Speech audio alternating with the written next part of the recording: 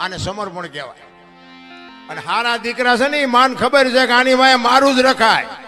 હારા દીકરાની વાંહે જનેતાનું છે. હનુમાનજી કોનો, અંજનીનો, કર્ણ કોનો, કુંતીનો, ભીષ્મ કોનો, ગંગાનો, શિવાજી કોનો, જીજાબાઈનો, ગાંધીજી કોનો, પુતળીબાઈનો. હારા હારા માના બગડેલા અમારા